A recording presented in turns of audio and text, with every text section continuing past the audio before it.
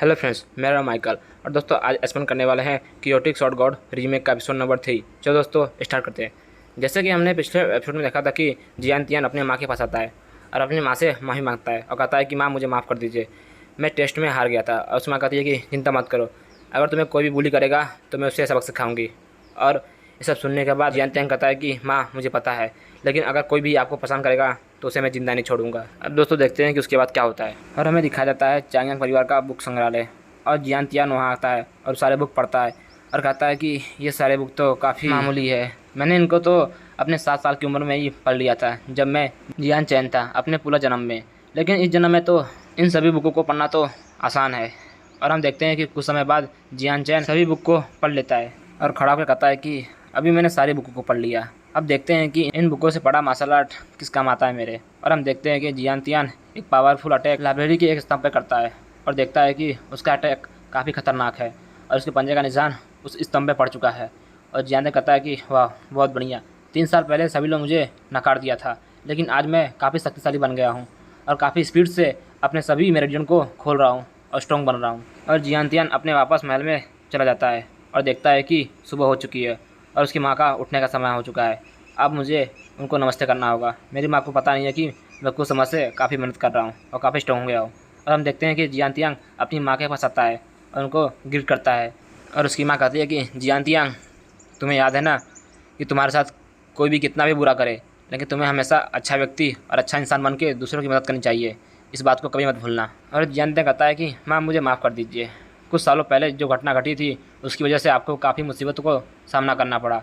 और उसकी माँ कहती है कि क्या तुम कैसी मूर्खता बातें कर रहे हो, क्या ये खीरा मैं तुम्हारे चेहरे पर लगा दूँ बेटा, इसकी वजह से तुम्हारा चेहरा काफ़ी निखर जाएगा और तुम काफ़ी सुंदर हो जाओगे। और मैंने सुना है कि इसकी वजह से मोटापा भी कम होता है, तो ये तुम्हारे लिए बहुत अच्छा है बेटा। मैंने सुना है कि जो तीसरी चाची थी ना, उन्होंने अपने चेहरे के लिए कुछ काफ़ी महंगी चीज़ें खरीदी थी, लेकिन उनका चेहरा सूज गया। और जियान तियांग कहता कि हाँ माँ मैंने भी सुना है, मगर वो इसी लायक थी। और जियान तियांग की माँ कहती है अरे अरे बेटा, मैं तो कुछ भूल गई, तुम्हें कुछ देना था, ये लो, इस पर जो भी लिखा है तुम्हें अभी अभी सब याद करना होगा। और जियान तियांग कहता है हाँ माँ ठीक है, मैं पढ़ता हूँ।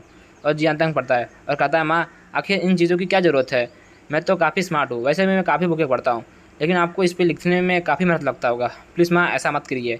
और जियान तियांग सोचता है कि मैं तो एक बार पढ़ के ही सभी चीज़ें याद कर लेता हूँ, तो उसकी क्या ज़रूरत है। और उसकी माँ कहती है कि बेटा मुझे पता है तुम अपने मैजिक को बाहर नहीं निकाल सकते, इसीलिए तुम्हें पढ़ाई करनी चाहिए, अगर तुम्हें भविष्य में आगे बढ़ना है और स्ट्रॉन्ग बनना है तुम्हें पढ़ाई करनी चाहिए। और सब सुनने के बाद जियान तियांग सोचता है कि अरे यार मेरी माँ को कोई बताओ यार कि मैं पवित्र ताकतों का स्टिक कर रहा हूँ और मैं काफ़ी स्ट्रॉन्ग हो चुका हूँ। और उसकी माँ कहती है कि अगर तुम काफ़ी मेहनत करोगे तो तुम अपनी शक्तियों को बाहर निकल पाओगे और तुम्हें पढ़ने के लिए मैं तुमको और सारे बुकें दूंगी। और ऐसा सुनने के बाद जियान तियांग सोचता है कि अरे यार मेरी बात तो वैसे भी मुझे बहुत सारी बुक देती है पढ़ने के लिए, अगर मैं उनको बता दिया कि मैंने अपनी सारे मेरिडियन को खोल दिया है और मेरी सारी शक्तियाँ बाहर निकल आई हैं तो मुझे दुगना होमवर्क देंगी और ये काफ़ी खतरनाक होगा, मैं ऐसा नहीं कर सकता यार। और उसके बाद जियान तियांग बहाना बना कहता है कि माँ मैं बुक पढ़ने के लिए लाइब्रेरी जा रहा हूँ। और उसकी माँ कहती है कि ठीक है, तुम याद रखना कि तुम्हें अपना होमवर्क पूरा करना हो, ठीक है माँ मैं कर दूँगा। और उसके बाद जियान तियांग जाते हुए सोचता है कि अरे यार मैंने तो लाइब्रेरी की सारे बुकें पढ़ लिया है, लेकिन मैं होमवर्क तो नहीं करना चाहता, तो यार टाइम पास करने के लिए मैं कहाँ जाऊँ। तभी जियान तियांग को एक महक आती है और उसको वो महक के पीछे जाता है और देखता है कि किचन में कुछ बन रहा है और कहता है कि ये तो मेरी माँ का मनपसंद केक है।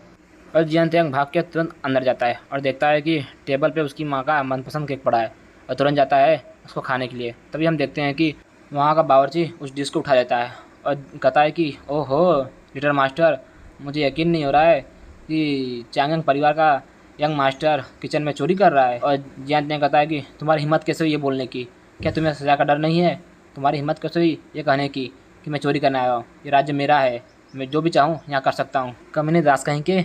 और वह सर्वेंट अकड़ दिखाते कहता है कि तुम्हें क्या लगता है मैं तीसरी रानी का नौकर हूँ और तुम्हारी माँ भी मुझे हुक्म देने से सोचती है, और तुम्हारी हिम्मत कैसे हुई ये बोलने की। और जियान तियांग कहता है कि मुझे केक दो।